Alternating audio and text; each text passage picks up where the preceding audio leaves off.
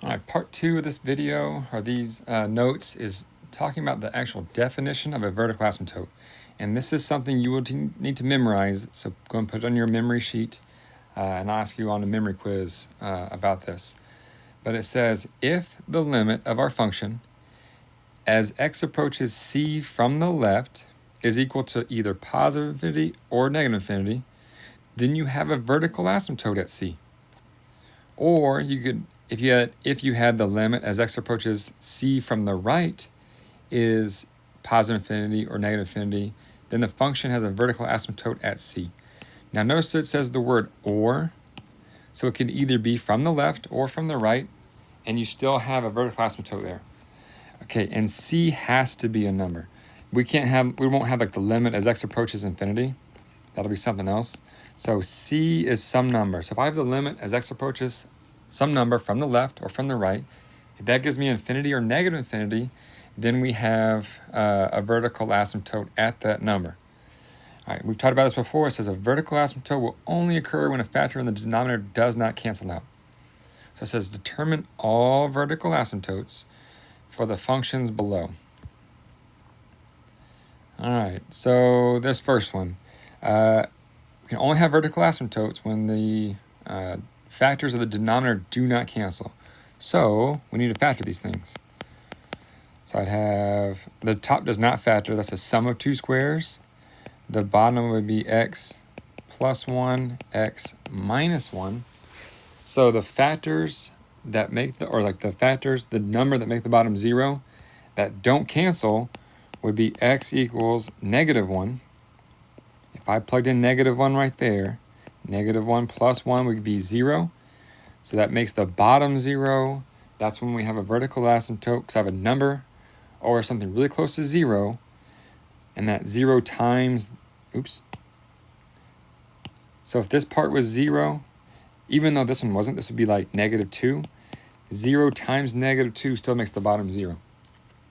Okay, the other restriction that does not cancel is x equals positive 1. If I plugged in positive 1 right there for x and make that denominator 0, so I have two vertical asymptotes because neither one of those factors canceled out. All right, if you want to pause the video and try part B, go for it, and then come back, see if you got it right.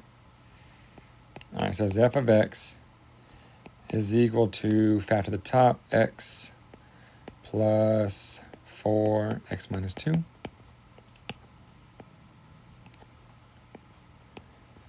Some of y'all might have done this little x right here, where you put negative 8 and 2.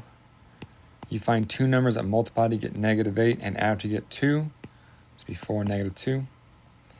The bottom is the difference of two squares. Okay, the factor that canceled is the x minus 2. The factor that does not cancel is x plus 2, so the vertical asymptote is x equals negative 2. Remember, x equals is a vertical line if I'm trying to graph a function defined by x equals a number. So there's our vertical asymptote. And if I want to tie in what we've been doing, if I was to plug in negative 2, I'd have, what am I trying to say? The limit as x approaches negative 2 from the left. I'm going to plug in a number really close to negative 2 from the left, and maybe I can see that gives me an infinity. Well, if I plugged in negative 2, let's just plug in negative 2. Negative 2 plus 4 on top would be 2. So that's a number. Negative 2 plus 2 would be 0, but it's from the left, so we call that negative. So this limit we could say is negative infinity. And there's that definition. If the limit as x approaches negative 2 from the left of f of x is equal to negative infinity or positive infinity, then there's a vertical asymptote there. A couple more examples. Find the following limits if possible. All right, so this one, I guess we're going to see if there's a vertical asymptote or not. So the limit as x approaches 1 from the left of 2 over x minus 1, plugging in 1 will give us 0, but I plugged in 1 from the left, so like 0.9. So that's giving me negative, so I can say this is negative infinity. The limit as x approaches 1 from the right of this would be a number, the top, over 1 minus 1, but from the positive direction, so it'd be 0 from the right, or 0 positive. So this would be positive infinity. So we would say this limit does not exist. But the left-handed limit gave us an infinity. The right-handed limit gave us an infinity. Doesn't matter what it is, if it's positive or negative. So that would actually tell us there's a vertical asymptote at, and if you just say at 1, that's wrong. It's at x equals 1, or a vertical asymptote of x equals 1. All right, next one, let's find this limit. So it looks like we need to factor this out a little bit. So the top would be x minus 3, x minus 1, x plus 5, x minus 3. The restriction that cancels is x minus 3. That means there's a hole at 3. Doesn't ask us to do this, but the time we've done in the past, there's a removable hole at x equals 3. So now I have the limit as x approaches 3 of x minus 1 over x plus 5. Now if I plug in 3, direct substitution, this limit here would be 3 minus 1 over 3 plus 5, which would equal 2 over 8, would be 1/4. If this is an FRQ, a free response question, you do not need to simplify. Keep it as 2/8, but we're just practicing. So 1/4. Does that mean there's a vertical asymptote at x equals 3? No. There's a removable hole at x equals 3, but there's not an asymptote at x equals 3 because we did not get positive or negative infinity there. All right, next one. Find the following limits if possible. Let's find the limit as x approaches 2 from the right. So let's plug in 2. So 2 minus 5 would be 3. 2 minus 2 would be 0, but from the positive side, right? So positive 0. If I plugged in like 2.01 minus 2, that's a positive number. So this would be positive infinity. And that tells us there is a vertical asymptote at x equals 2. Because if you notice, there's the restriction that did not cancel. All right, the limit as x approaches negative 3 from the left. So plug in negative 3 here. That's negative 9 plus 10 over, what is negative 3 from the left plus 3? That would be 0, but in the negative direction, right? A negative 0. So this would be negative infinity, which tells us there's a vertical asymptote at x equals negative 3. I determine which functions, so there could be more than one function or functions, have a vertical asymptote based on the limit statements. All right, so if I look back at the definition, it's the limit as x approaches some number from the left or from the right equals positive or negative infinity. There's a vertical asymptote there. So if I look at A, it doesn't equal infinity here, so that's not one. Looking at B, as x approaches 2, I get infinity. Yeah, that would be a vertical asymptote there. Now that's where it very well could look like this. That's why I'm saying I felt like it was D and E earlier, but if you write it as infinity, that one should work. The limit as x approaches negative 5 from the right, that's infinity, so that works. A little back to B. If I know the limit as x approaches 2 of g of x is equal to infinity, that tells me the limit as x approaches 2 from the left is infinity, and the limit as x approaches 2 from the right is infinity. Oops, not 8. Limit as x approaches infinity, this is what we'll talk about tomorrow. That's something else. It's the limit as x approaches a number from the left or from the right is equal to a positive or negative infinity, there's a vertical asymptote there. All right, last couple problems. All right, consider the function k of x is equal to this mess, where b is a non-zero constant. Okay, constant just means it's a number. Non-zero, it's not zero. All right, so it's a number. Find the number b, or find a possible value of b, such that the function has exactly one vertical asymptote. And when it says find a possible, that could mean there's more than one. Might mean there's only one, but could mean there's several. All right, so what does that tell us? A vertical asymptote is a restriction that does not cancel. So maybe let's factor the top and see what we get with k of x. That'd be x plus 5x minus 4 over x squared minus b. All right, so for the restriction to cancel, we need a restriction to not cancel, right? So if b was 9, I'm just making up a number. So I'd have x squared minus 9. I could factor the x plus 3, x minus 3, but that would have two vertical asymptotes. I can only have one. So I need something to cancel out with the top and bottom, right? Because the bottom is a difference of squares.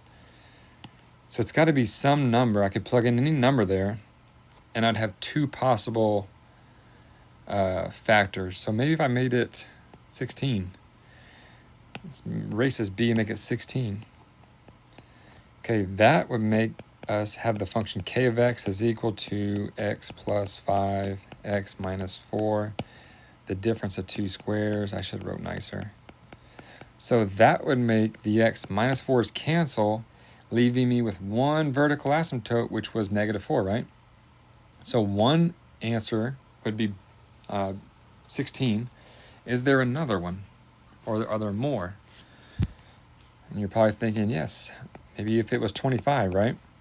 If b was 25, k of x would be x plus 5 on top, x minus 4, and it'd be x squared minus 25, which would make it x plus 5, x minus 5.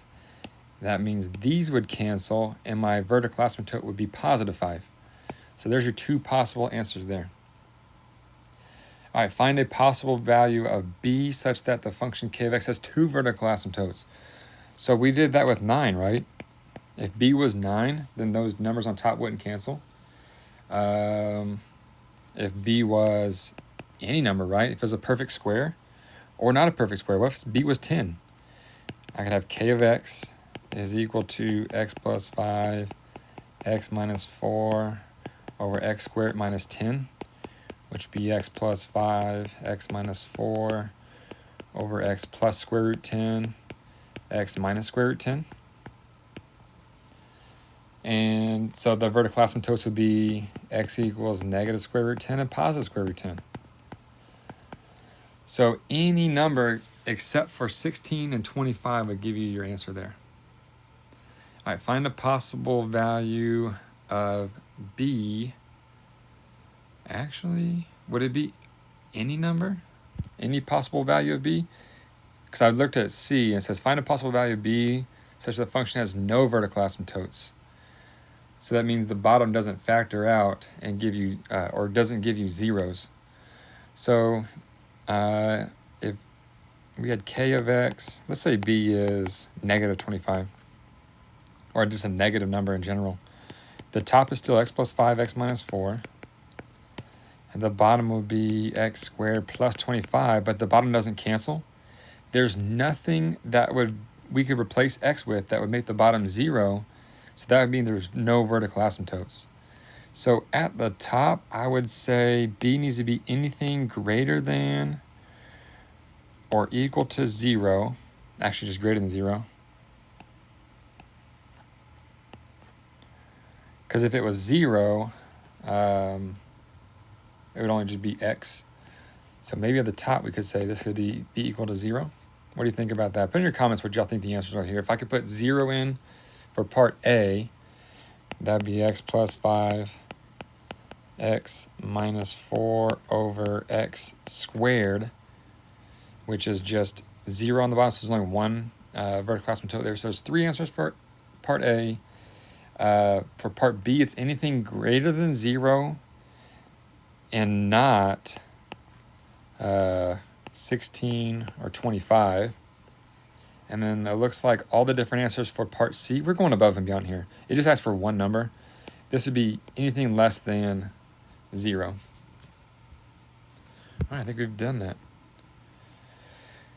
All right, this was off of AP video, and I just liked it a lot.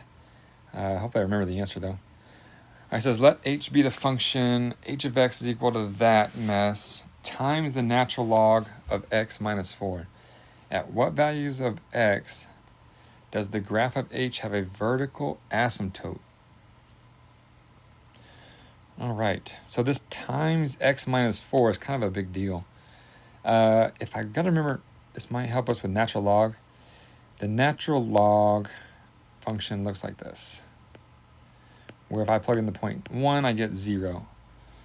So the natural log of 1 gives us 0. I don't know if that's going to help us at all or mess us up. Let's see. Okay, let's factor the top to x minus 2, x minus 1 over x plus 2, x minus 2 times the natural log of absolute value of x minus 4. Okay, vertical asymptotes are the restrictions that do not cancel. So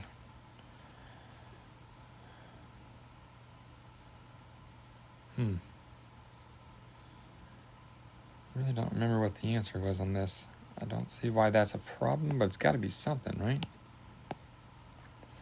All right, so my initial answer is, this cancels out, this cancels out. My initial answer is just -2, but that's not an answer choice, and I don't like that. But it's not A, because we know there's not a vertical asymptote at +2. I can cross out D also, and I can cross out B, so it's got to be C. So why is there a vertical asymptote at x equals 4? Okay, if I plugged in 4, the natural log of 4 minus 4, that's what it is. This is natural log of 0, right?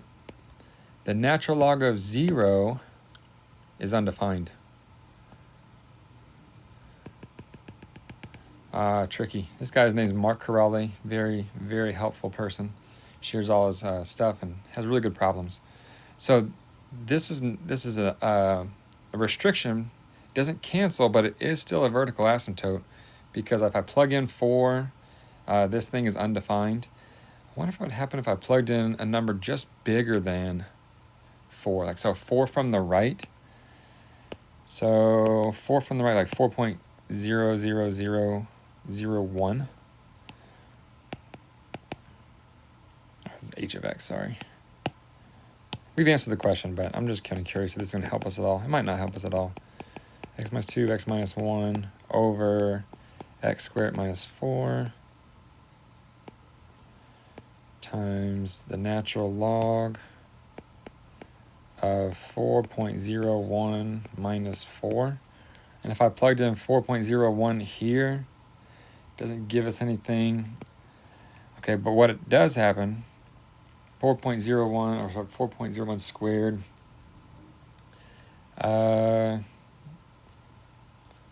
that'd be a really big negative number. Like, and the closer I got to negative, or sorry, from 0 from the right, it would be negative infinity. Okay, this graph being shifted over would be kind of confusing too. So that's that 4.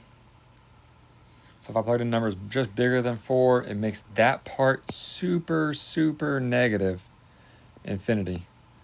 And if I multiply negative infinity by anything over here that's going to be positive, it still gives us a huge negative infinity.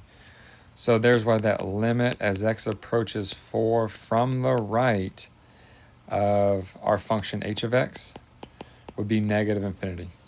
So this was a vertical asymptote there. All right, if you have any questions, as always, ask me the next time I see you in class.